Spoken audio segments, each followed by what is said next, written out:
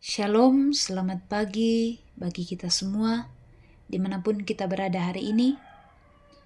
Kita berjumpa kembali dalam Renungan Harian Toraya, dalam edisi Sabtu 25 April 2026. Pada kesempatan ini, kita akan kembali belajar dari kebenaran firman Tuhan. Namun sebelum itu, mari berdoa, kita meminta pertolongan Tuhan, agar kita diberi hikmat untuk memahami firman-Nya hari ini. Mari berdoa. Kami datang bersyukur kepadamu ya Allah, oleh karena kemurahan-Mu, oleh karena anugerah-Mu bagi kami semua. Kami boleh melalui kehidupan kami sepanjang malam, sehingga hari ini kami dimungkinkan untuk menikmati hari baru ini. Syukur kepadamu.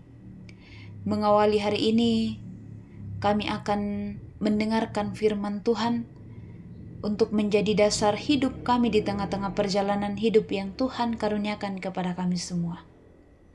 Dalam kelemahan dan keterbatasan kami semua, kami mohon Allah Roh Kudus menuntun kami semua dimanapun kami berada.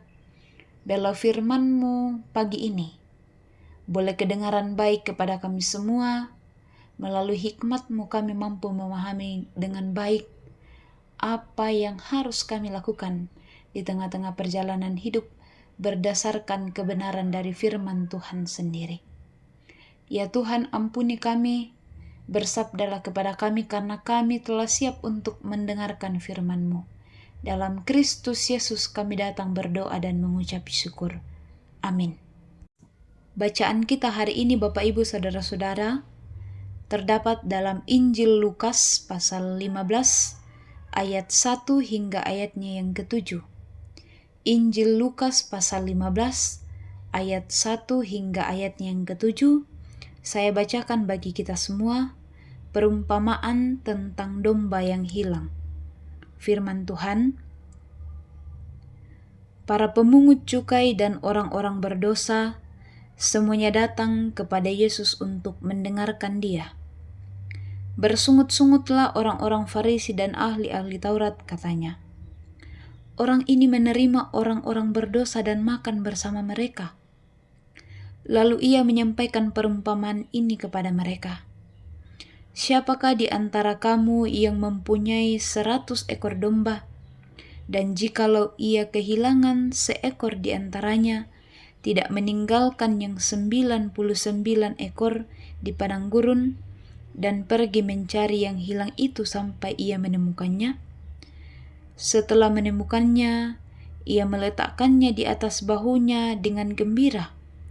Dan setibanya di rumah, ia memanggil sahabat-sahabat dan tetangga-tetangganya, serta berkata kepada mereka, "Bersukacitalah bersama aku, sebab aku telah menemukan dombaku yang hilang itu.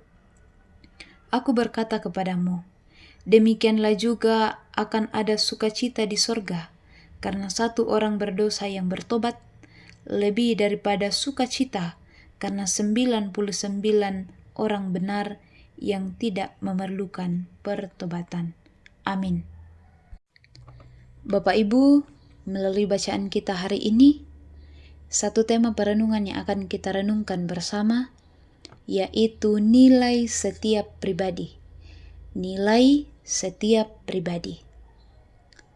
Seringkali ketika kita dalam komunitas, baik dalam pekerjaan, dalam gereja, tentu kita menyadari bahwa kita hadir di tengah-tengah puluhan bahkan ribuan orang. Dan dalam posisi seperti itu, kita sering melihat diri kita sebagai pribadi yang tidak penting. Karena sendiri dari sekian banyak orang, satu dari ribuan jemaat di gereja. Sehingga kita berpikir, dunia mungkin melupakan kita tidak penting dari semua orang yang ada di sekitaran kita. Tetapi tahukah Bapak Ibu Saudara-saudari, logika berpikir seperti itu dalam bacaan kita hari ini memperlihatkan melalui ajaran Yesus sendiri, memberi sebuah perumpamaan tentang berharganya nilai setiap pribadi kita. Sekali lagi, memberi sebuah perumpamaan tentang berharganya nilai setiap pribadi kita. Dari perumpamaan satu domba yang hilang di antara 99 domba itu, sang gembala yaitu Yesus sendiri justru meninggalkan yang 99 domba untuk mencari satu yang tersesat. Mengapa? Karena satu jiwa itu, satu pribadi itu sangat berharga. Bagi Tuhan kita Yesus Kristus, satu pribadi bukan nomor sekian, atau bukan hanya satu dari sekian banyak, bukan juga sudah terlalu kotor untuk dikasihi. Dia, Allah kita, rela meninggalkan kemuliaannya, turun ke dunia, mencari dan menggendong kita dengan sukacita. Karena itu, Bapak, Ibu, Saudara-saudari, mungkin ada di antara kita hari ini yang merasa bahwa kita terlalu berdosa untuk kembali, atau kita merasa malu karena terlalu lama tidak bergabung dalam sebuah persekutuan, atau merasa tidak terhitung di antara puluhan atau ribuan jemaat atau orang lain, atau kita merasa kita tidak penting karena mungkin kita jarang atau tidak pernah berkontribusi dalam sebuah jemaat atau komunitas kita. Tetapi sekali lagi, bahwa melalui perenungan kita hari ini, satu jiwa sangat berharga di hadapan Tuhan. Sukacita surgawi tidak dihitung dari berapa banyak orang yang setia, tetapi dari satu pribadi yang bertobat. Kita berharga bukan karena hebatnya kita, tetapi karena Dia memilih kita untuk mencari dan merayakan kepulangan kita. Jika hari ini, Bapak Ibu, kita merasa tidak layak, kita merasa terlalu jauh dari Tuhan, beranilah untuk berdoa. Tuhan, aku pulang. Karena Ia selalu rindu menanti kepulangan kita. Ia membuka ruang pertobatan karena Ia merindukan kehadiran kita semua sebagai bentuk kerinduannya kepada kita. Karena itu, mari kita respon kasih itu. Mari kita merespon kasih Tuhan untuk berbalik kepadanya, hidup di dalam kebenarannya. Kita yang mungkin merasa diri tidak berharga, melalui firman Tuhan hari ini menyadarkan kita bahwa kita berharga bagi Tuhan. Ia berani meninggalkan kemuliaannya karena kita berharga baginya. Itu yang menjadi sukacita iman bagi kita. Tidak ada dosa yang terlalu besar untuk kemudian susah diampuni. Tetapi yang terpenting adalah hati kita yang mau betul-betul terbuka untuk dibarui melalui tuntunan kasih-Nya. Maka percayalah, kita akan diterima di hadapan-Nya, dan pengorbanannya menjadi makna terpenting dalam perjalanan hidup kita semua. Kiranya melalui firman Tuhan hari ini semakin meneguhkan kita untuk semakin hidup bergantung sepenuhnya hanya kepada Tuhan kita Yesus Kristus. Amin firman Tuhan. Bapak Ibu, mari kita bersama berdoa. Kita berdoa. Kami datang bersyukur kepadamu ya Tuhan, Allah pemilik kehidupan ini. Terima kasih untuk setiap kasih Tuhan yang Tuhan terus nyatakan di tengah-tengah kehidupan kami.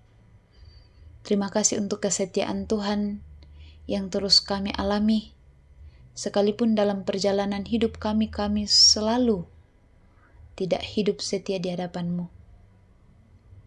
Karena itu kami terus memohon, beri kami hikmat agar kami mampu menjadi teladan iman yang baik di tengah-tengah perjalanan hidup, semakin hidup takut akan Tuhan, dan terlebih terus memaknai perjalanan hidup ini adalah anugerah Tuhan, bahkan semakin memaknai bahwa kehadiran kami di tengah-tengah dunia ini sebuah rencana Tuhan dan kami semua sungguh berharga. Karena itu kiranya Roh Kudus Tuhan memimpin kami semua untuk menyadari bahwa dalam perjalanan hidup ini kami hidup dalam naungan kasih Tuhan sendiri. Ya Tuhan, kami datang menyerahkan seluruh perkara hidup yang akan kami alami, segala hal yang akan kami kerjakan sepanjang hari ini. Kiranya Tuhan menolong kami, memampukan kami, lindungi kami semua. Biarlah kami boleh menjalani hari hidup ini dengan baik dan semata-mata untuk hormat dan kemuliaan bagi nama Tuhan sendiri. Ya Tuhan, Engkau mengenal kami pribadi lepas pribadi. Kami menaruh semua kehidupan kami ke dalam tangan Tuhan. Terlebih setiap pergumulan hidup yang sedang kami alami, kami menyerahkan semuanya ke dalam tangan Tuhan.